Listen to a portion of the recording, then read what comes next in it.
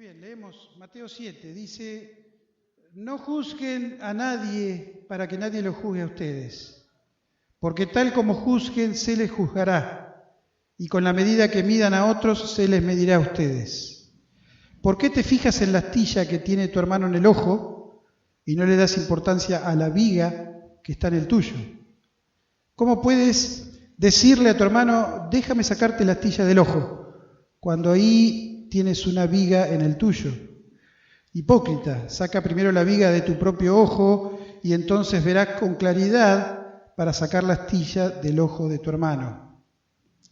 No den lo sagrado a los perros, no sea que se vuelvan contra ustedes y los despedacen, ni echen sus perlas a los cerdos, no sea que las pisoteen. Pidan y se les dará, busquen y encontrarán, llamen y se les abrirá. Porque todo el que pide recibe, el que busca encuentra, y al que llama se le abre. ¿Quién de ustedes, si su hijo le pide pan, le da una piedra? O si le pide pescado, le da una serpiente? Pues si ustedes, aun siendo malos, saben dar cosas buenas a sus hijos, ¿cuánto más su Padre que está en el cielo dará cosas buenas a los que le pidan? Así que en todo traten ustedes a los demás tal y como quieren que ellos los traten a ustedes. De hecho, esto es la ley y los profetas.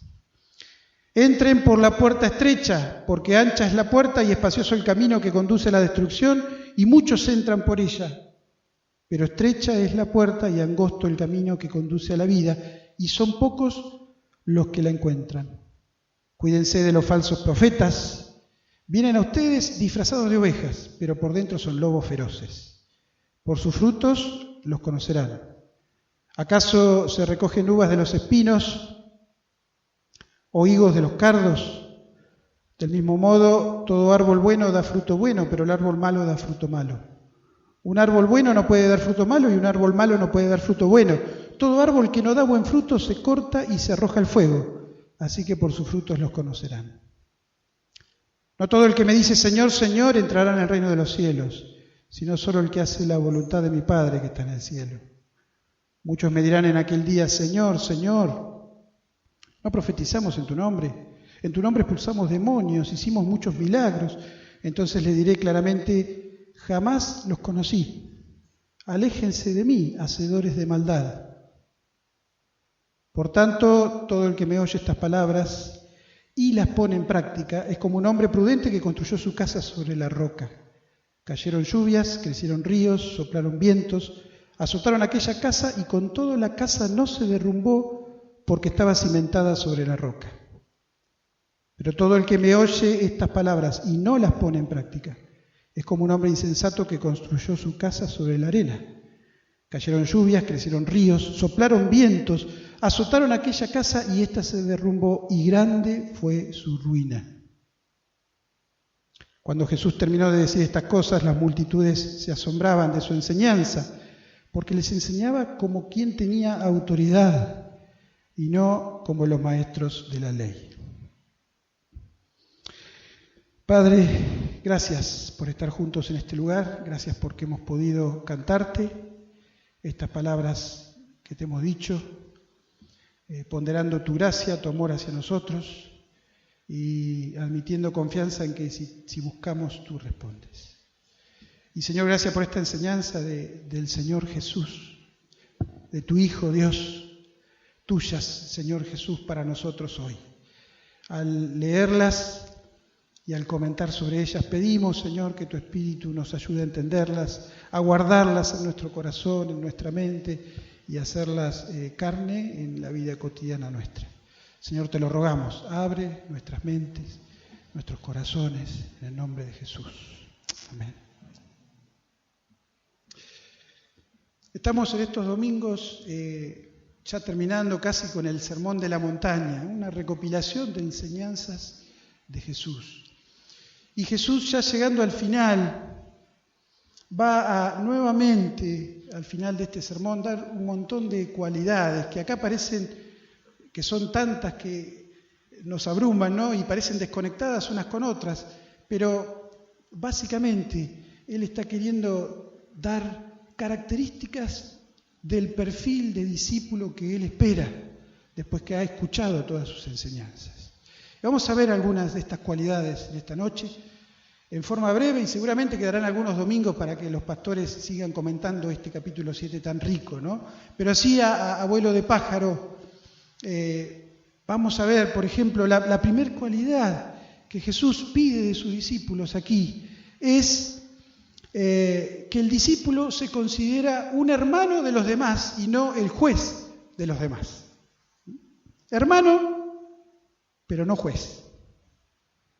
Y lo primero que dice Jesús acá es: no juzguen a los demás, no serán juzgados. Versículo 2, van a ser tratados de la forma misma que traten a los demás. Así que el criterio que usen para juzgar a otros, con ese criterio se les juzgará a ustedes. ¿Qué está diciendo el Señor? Bueno, no está diciendo que no usemos el juicio nunca, que no evaluemos, ¿no es cierto? De hecho, el Maestro, el Señor Jesús, continuamente juzgaba y denunciaba a los líderes religiosos de su época, ¿no? A veces la gente dice: bueno, a mí no me gusta la religión. Bueno, bienvenido al club de Jesús. A él tampoco le gustaba la religión. Y él continuamente juzgaba a los religiosos que ceremonialmente, ritualmente eran impecables, pero por dentro, dice, estaban corruptos, estaban sucios, eran injustos. ¿Se acuerdan el sobrenombre favorito que Jesús les ponía a los líderes religiosos? Sepulcros blanqueados. O sea, por fuera pintaditos, por dentro están muy podridos, ¿no? Entonces, no está diciendo Jesús que no juzguen, Él lo hacía continuamente. El Nuevo Testamento nos invita a examinar todo para retener lo bueno, a evaluar a las personas, por ejemplo, si le vamos a dar una función o una tarea de liderazgo en la iglesia. No está diciendo eso. En este mismo capítulo, Jesús habla de unas personas, vamos a ver si podemos, qué significa eso, como cerdos y perros, ¿no? Entonces, evidentemente hay un juicio de por medio para llegar a concluir que estas personas son designadas con esos adjetivos, ¿no? Entonces, ¿qué está diciendo Jesús con no juzgar? Bueno, sugiero que Él se está refiriendo a esa tendencia innata en nosotros de ser blandos con nosotros mismos y duros con los demás.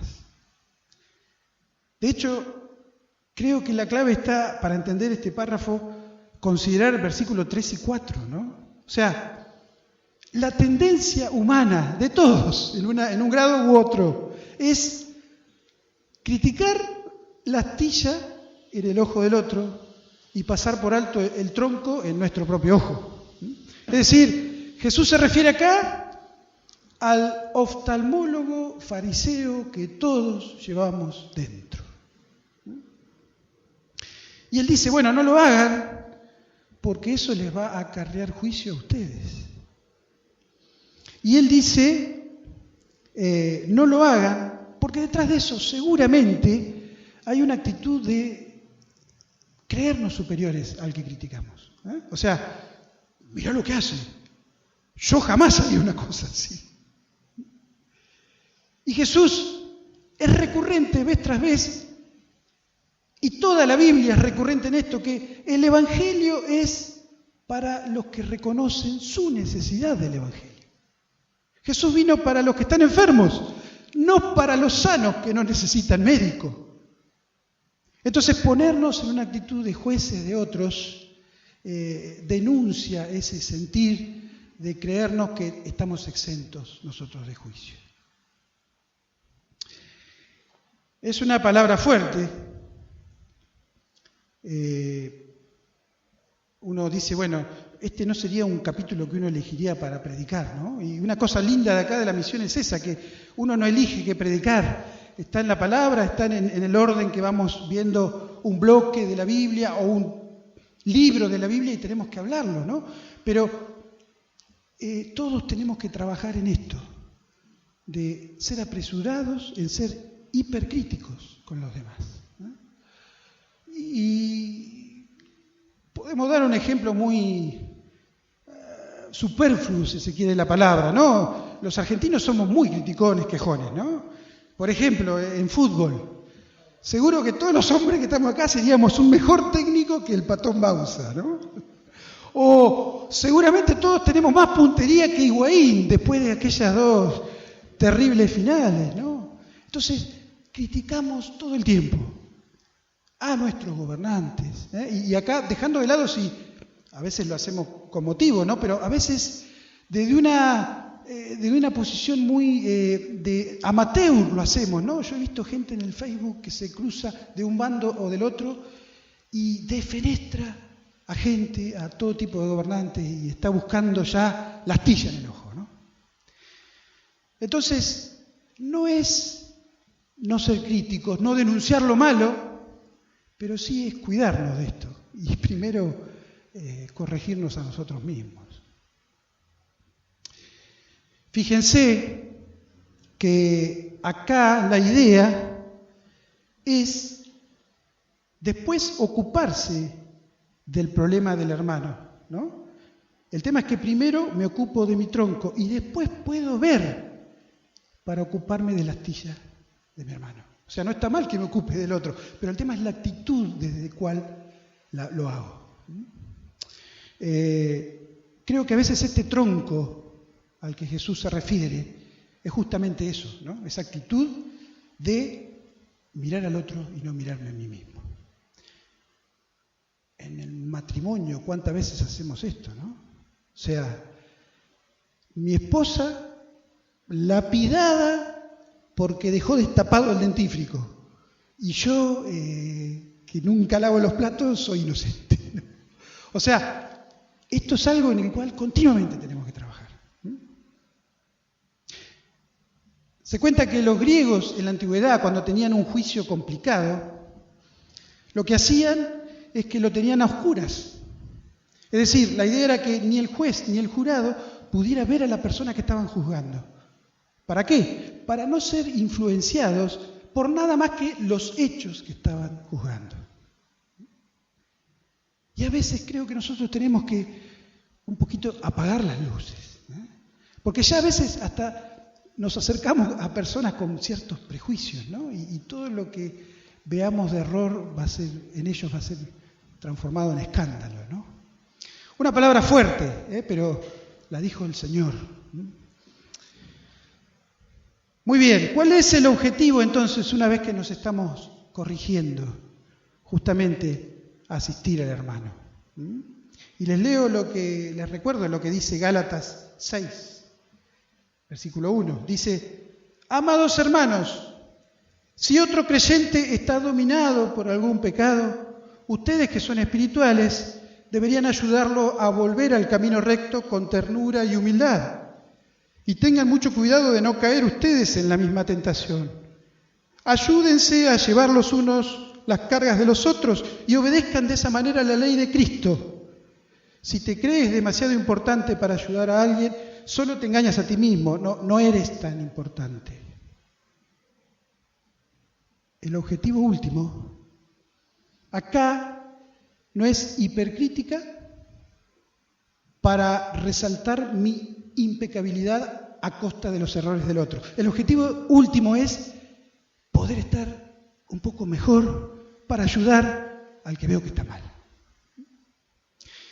Y en ese sentido, el llamado de Jesús a sus discípulos es volver a ese sentido de corporativo, de comunidad. O sea, el Evangelio no es para vivirlo monásticamente, aislados del resto, y bueno, yo con Dios está todo bien, aislado de lo malo. No. El Evangelio es para vivir en comunidad, en familia. En el Nuevo Testamento abruma la cantidad de unos a otros que aparecen, que hablan de formas prácticas para vivir las enseñanzas de Jesús. En el versículo 6, Jesús pone como un equilibrio a esto que estamos diciendo, y ahí hay un versículo complicado, ¿no? Así que el pastor Marco Buselli va a pasar a explicarlo. Bueno, no sé si podemos explicar el versículo 6, es fuerte, pero la mayoría de estudiosos, fíjese cómo dice el versículo 6, así lo tenemos en la mente al al comentar sobre él. Dice, no den lo sagrado a los perros, no sea que se vuelvan contra ustedes y los despedacen. No den las perlas a los cerdos, no sea que los pisoteen. Bueno, por empezar, que los perros estos no son las mascotitas cariñosas que tenemos hoy en casa, ¿no? Sino que eran los perros callejeros, salvajes, que a veces venían en bandadas y te comían, ¿no? Tengo un familiar que vivió un tiempo en Rumania y me dice que ahí tienen el problema de los perros. Vos salís a hacer una compra y en cierto horario te tenés que cuidar de las bandas de perros porque te atacan y hasta te pueden matar, ¿no? Bueno, ese era el tipo de perro de la antigüedad. Fíjense que tal es así que la oveja era más mascota que el perro en la época de Jesús, ¿no? Entonces, esos son los perros. Y los cerdos, bueno, ni hablar, el animal inmundo para los judíos, ¿no? Los judíos hablaban de los no judíos, los gentiles, como cerdos, perros. Pero ¿qué está diciendo el Señor? Bueno, aparentemente lo que está diciendo es, hay un límite también.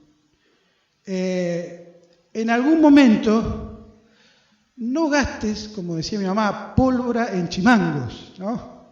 O sea, hay gente que no quiere ser ayudada, está cerrada al Evangelio, a la enseñanza de Jesús, no quiere cambiar su postura, es más, la va a usar para burlarse.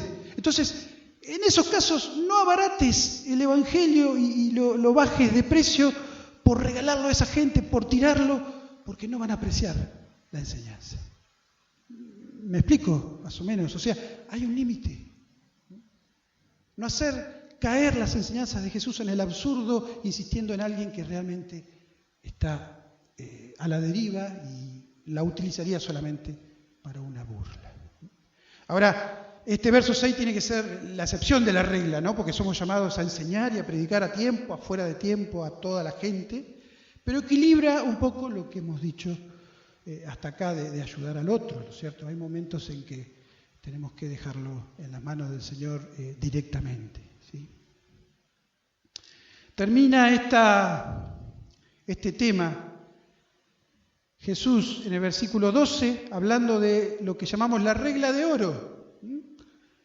Hacé a los demás todo lo que vos querés que hagan con vos. Y lo interesante de esto es que esta sentencia está en todas las grandes religiones, los códigos antiguos, pero generalmente está puesto en un modo negativo, o sea, no hagas a otro lo que no querés que te hagan a vos. De hecho, Confucio decía, lo que no querés que te hagan, no se lo hagas a otro.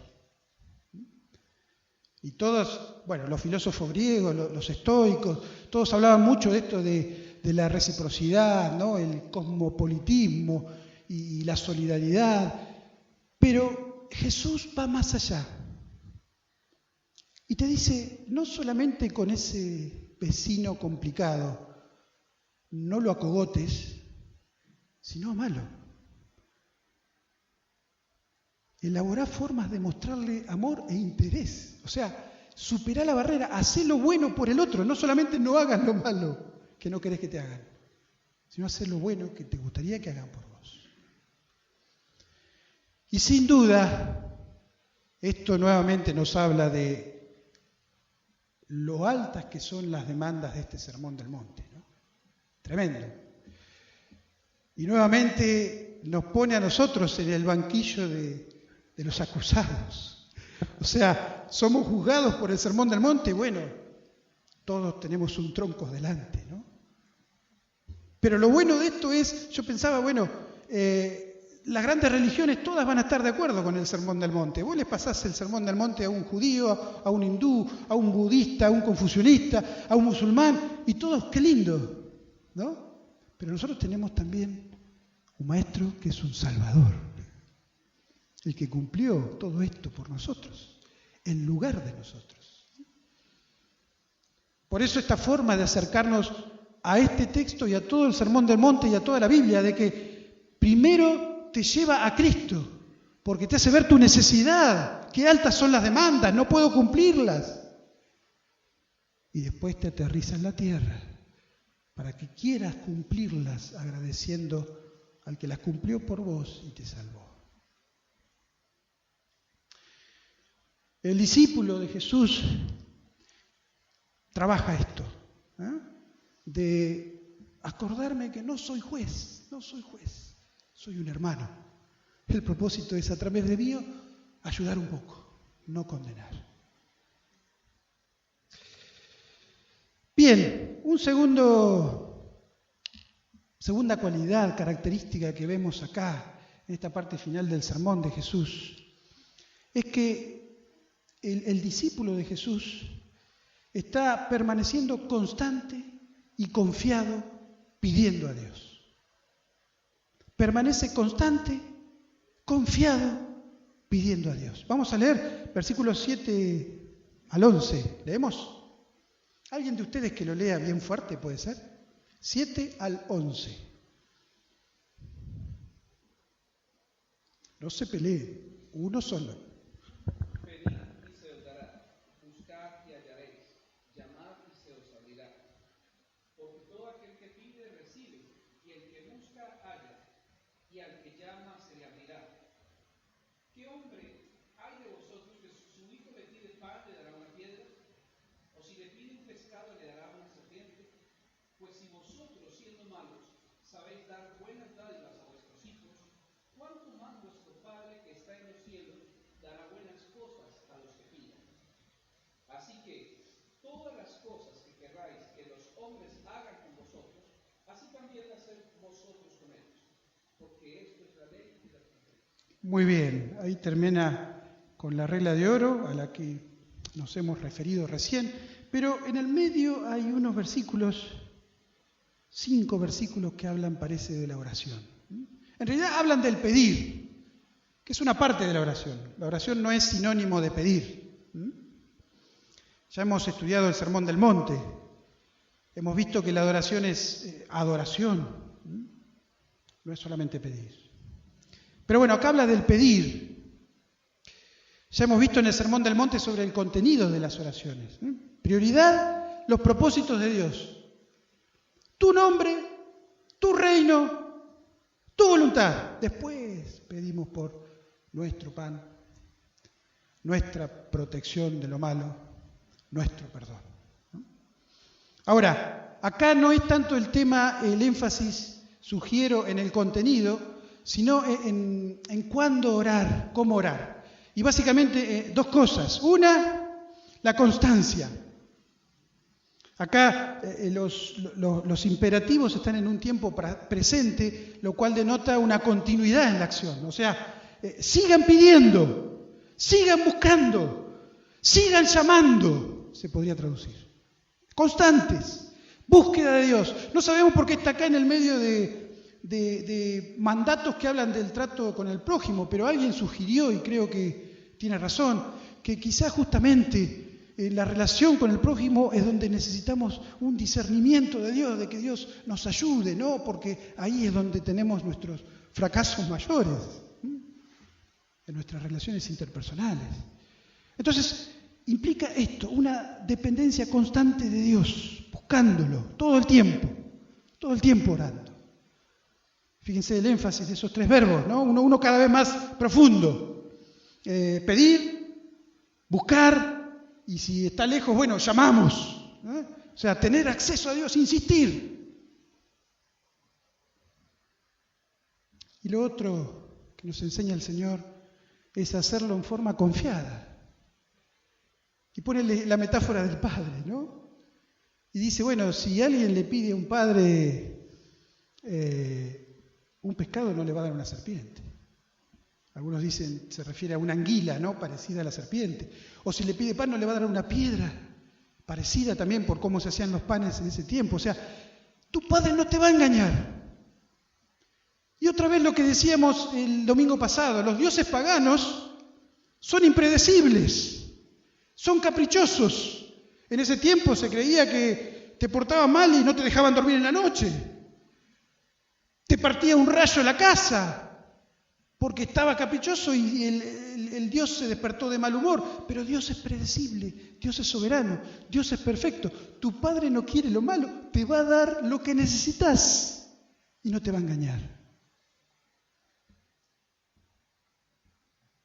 Y lo que sí te dice es que tu oración siempre va a ser efectiva. Dios te lo va a dar, porque es tu Padre. Por ahí no efectiva de acuerdo a lo que vos esperás. Porque muchas veces le pedís serpientes, les pedís piedra. Y muchas veces vas a tener que decir, Señor, gracias porque no me diste lo que tanto te pedí. No somos sabios para pedir, pero Dios es sabio para darnos. Entonces, Jesús nos invita a ir constantemente y confiados en quién es Él.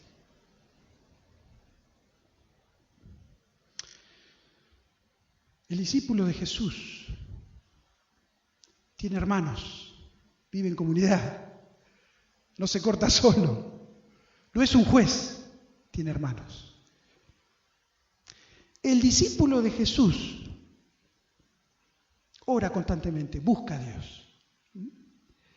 Y una tercera característica que vemos acá es que el discípulo de Jesús también busca lo que es verdadero, lo que es genuino, lo que es auténtico. Pasen a sentarse. Adelante. Mariano, vamos. Mariano es un compañero de mi trabajo. Bienvenido, Mariano. Con la novia, supongo, ¿no? Muy bien. Espero que se sientan cómodos entre nosotros. Muy bienvenido. Muy bien. Podemos compartir ahí con él Mateo 7. Dijimos como una tercera característica del discípulo de Jesús es que busca lo genuino, lo verdadero. Y lo vemos en varias cosas. Primero, en la puerta y el camino genuino o verdadero. Versículo 13. Solo puedes entrar en el reino de Dios a través de la puerta angosta. La carretera al infierno es amplia, la puerta es ancha para los muchos que escogen ese camino. Sin embargo, la puerta de acceso a la vida es muy angosta, el camino es difícil y solo unos pocos son los que alguna vez lo encuentran. Entonces, primero, elige el camino y la puerta correcta o verdaderos. La Biblia enseña con claridad que la única puerta a la salvación es Cristo, lo que Él hizo por nosotros, no hay otra. En ese sentido, la salvación, salvarse es imposible fuera de Cristo. Pero con Cristo es imposible perderse, ¿no? Como decía Lutero, me miré a mí mismo y vi que era imposible salvarme. Vi a Cristo en la cruz y vi que era imposible perderme, ¿no? Entonces, en ese sentido, la salvación no requiere un esfuerzo nuestro. Pero el énfasis acá está en el camino, una vez que nos hacemos discípulos de Cristo. ¿Qué está diciendo con que el camino es difícil? Bueno, está diciendo con que para ir por el camino fácil no hay que moverse. O sea, de hecho naciste en ese camino. O sea, un camino de laxitud moral, un camino de hacer lo que te nace. Pero una vez que te encontrás con Cristo en forma gratuita, por la gracia de Dios, ahí tu mente cambia. Y ahí vas a querer cambiar, y también implica eso lo volitivo, tu voluntad, día a día, aplicar las enseñanzas, ¿no es cierto? Entonces yo creo que se refiere a eso cuando dice el camino difícil, ¿no? Dice que había en un regimiento un cartel, un regimiento donde pasaban tiempo de entrenamiento los soldados, que decía, acá entrenamos a los héroes de la patria, es peligroso que pases por esta puerta, ¿no? Y un poco esa es la idea, o sea, si te enrolás, bueno, requiere esfuerzo, y Pablo usa muchas veces la imagen del atleta, del hombre que trabaja en el campo a toda hora, del soldado, ¿no? Como que el discípulo tiene que tener disciplina. Entonces a eso se está refiriendo, ¿no? Pero no hacemos la fácil. Los discípulos de Jesucristo quieren realmente vivir las enseñanzas del Señor. Y luego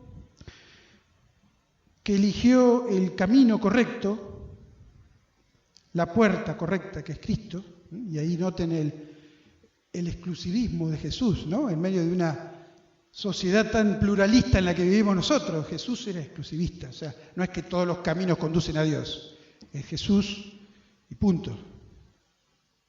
Luego vamos a elegir la enseñanza correcta. Porque vamos a escuchar voces de todos los colores. Fíjense, versículo 15, ¿lo leemos? Dice: ten cuidado con los falsos profetas que vienen disfrazados de ovejas inofensivas, pero en realidad son lobos feroces. Puedes identificarlos por su fruto, es decir, por la manera en que se comportan. ¿Acaso puedes recoger uvas de los espinos o higos de los cardos? Un buen árbol produce frutos buenos, un árbol malo produce frutos malos. Un buen árbol no puede producir frutos malos, un árbol malo no puede producir frutos buenos. Por tanto, todo árbol que no produce frutos buenos se corta y se arroja al fuego. Así es de la misma manera que puedes identificar un árbol por su fruto, puedes identificar a la gente por sus acciones. Un peligro siempre presente en la historia de la Iglesia, ¿no? Internamente se levantaban falsos maestros. Así que el discípulo verdadero está prestando atención a la enseñanza verdadera. Yo había anotado acá algunos párrafos de la Didaqué, no sé si alguna vez la han leído en comunidad. La Didaqué es un documento que usaba la Iglesia primitiva, que no es parte del canon, por supuesto, pero que nos tira reglas de cómo se comportaba la primera Iglesia.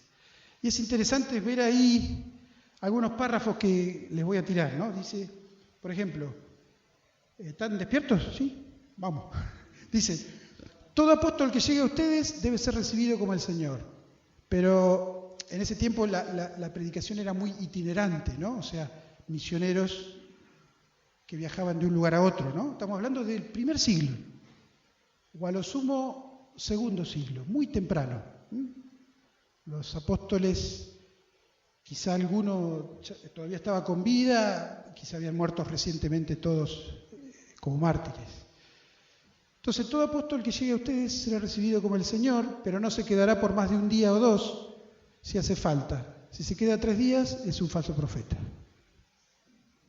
Al partir, el apóstol no aceptará nada, sino pan para sustentarse hasta llegar a otro hospedaje. Si pide dinero, es un falso profeta. No cualquiera que habla en espíritu es profeta, sino solo cuando tenga las costumbres del Señor, pues por las costumbres se conocerá el pseudo profeta y el profeta, por su fruto, ¿no? Todo profeta que enseña la verdad y no hace lo que enseña es un falso profeta. Quien dijere en el espíritu, dame dinero u otra cosa semejante, no lo escuches. Pero si dice que des para los menesterosos, no lo juzgues. Todo el que viene en el nombre del Señor, que sea recibido. Luego de haberlo probado, lo conoceréis. O sea, hay que hacer un juicio de la persona, una evaluación. Porque tenéis criterio para juzgar entre la diestra y la siniestra. Si viene tan solo de paso, socorredle todo lo posible.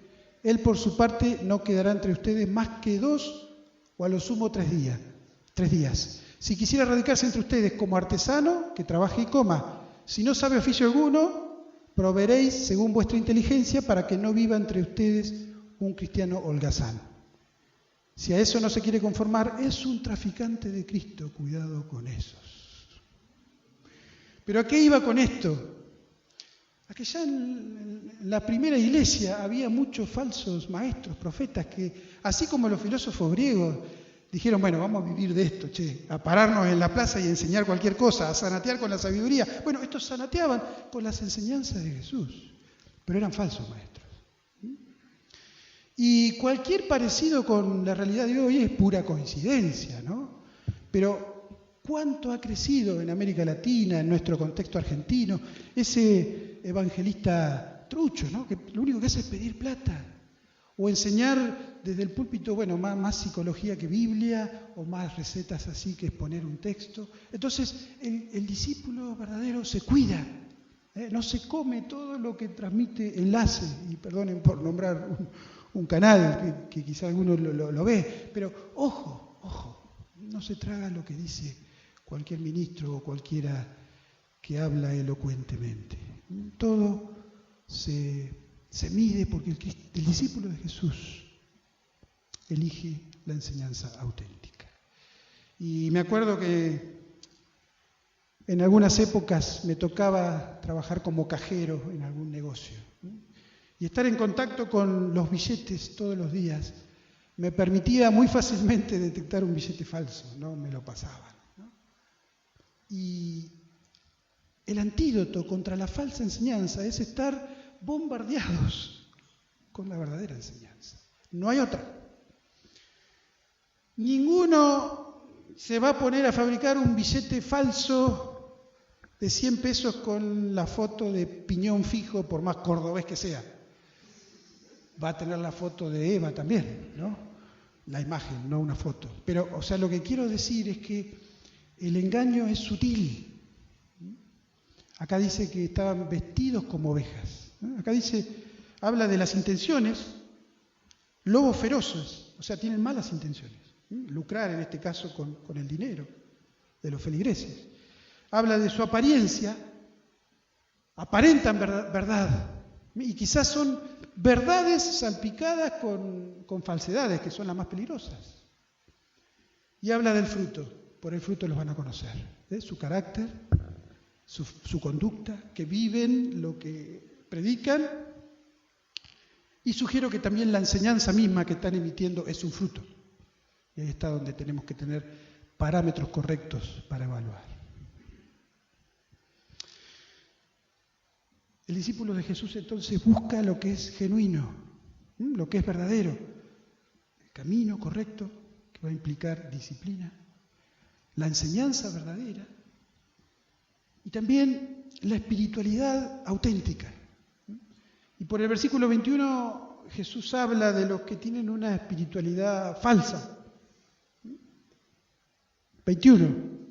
No todo el que me llama Señor, Señor entrará en el reino de los cielos, sino los que hacen la voluntad de mi Padre. En el juicio muchos me dirán, Señor, Señor, en tu nombre profetizamos, expulsamos demonios, hicimos milagros. Y yo les responderé, nunca los conocí. Es decir, la espiritualidad auténtica acá vemos que no pasa por los labios, por una confesión de un credo, nada más, por algo de afuera, sino por algo interno, del corazón, por poner en práctica lo que Jesús enseña.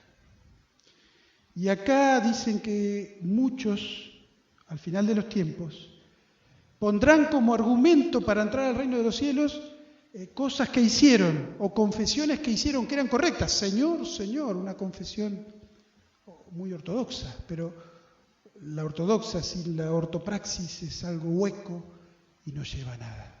Entonces, cuidarnos de eso. Hoy día, cualquier argentino que agarremos en la calle, tenemos un 80 o un 70% de posibilidades, cada vez menos en este mundo postcristiano, que nos diga que es cristiano.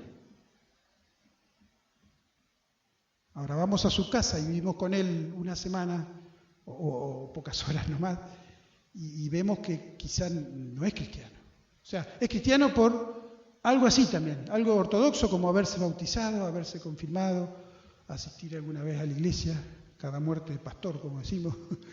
Pero, o sea, el cristianismo nominal es uno de los grandes problemas que ha tenido Occidente. Y Jesús acá lo pone como diciendo, bueno, cuídate de eso, porque eso es una tentación continua, a que tu fe se oxide, a que todo se transforme en algo exterior, ritual, o atado a una decisión que tomaste en el pasado o a una ceremonia. No, esto tiene que ser un fuego constante que crece en vos, de una relación con Jesús. Como dijimos al comienzo, Jesús no quería religiosos, Jesús quería discípulos.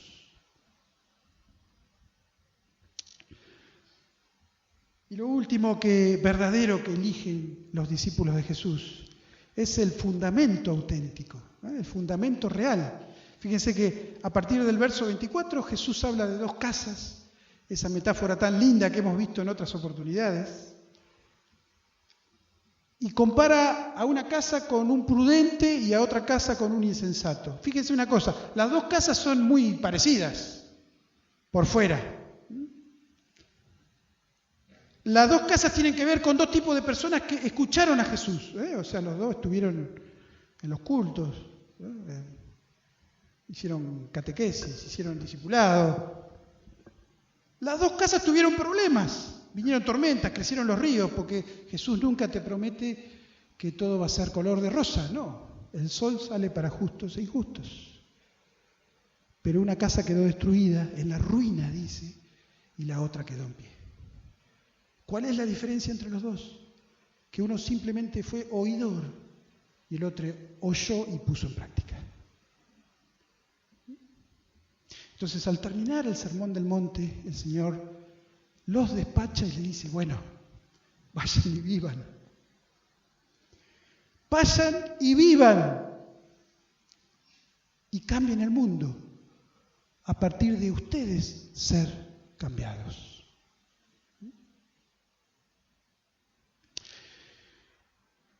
Termina ahí el Sermón del Monte. Seguramente da para otros días, ¿no? El capítulo 7 tiene mucho. Pero versículos 28 y 29, vamos a leerlos y concluir con esto, ¿sí? Dice, Jesús terminó estas palabras, ¿y qué pasó con la gente?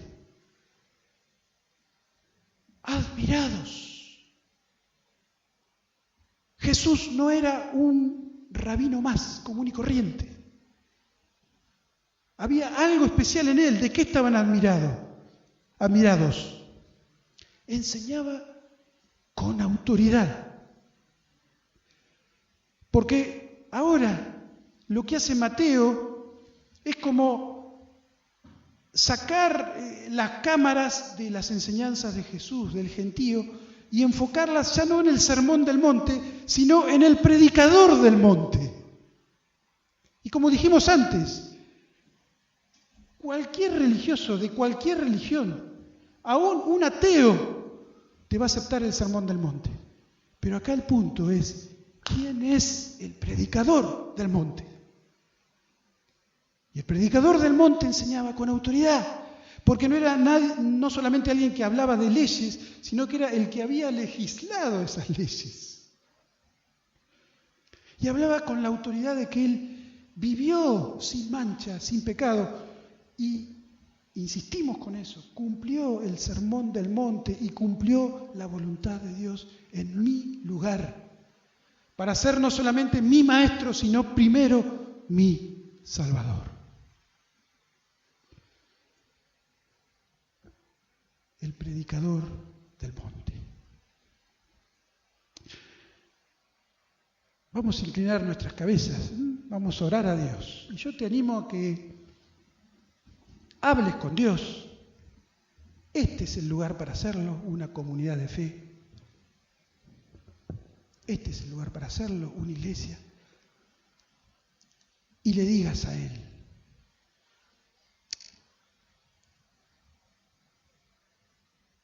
que confías en su persona, en Jesús, como aquel que tiene que regular tu vida.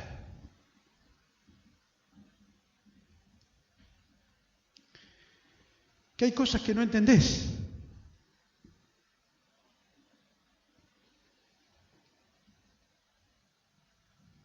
Pero que sí entendés que Él es tu Salvador.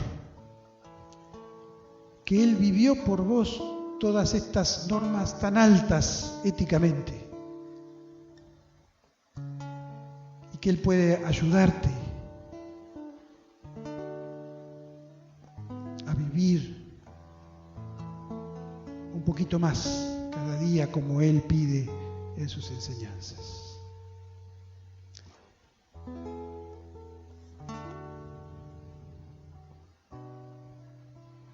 Cuando Jesús terminó de decir esto, la gente estaba asombrada. Jesús tenía autoridad. Era diferente a los otros maestros. No solamente enseñaba, cumplía por nosotros.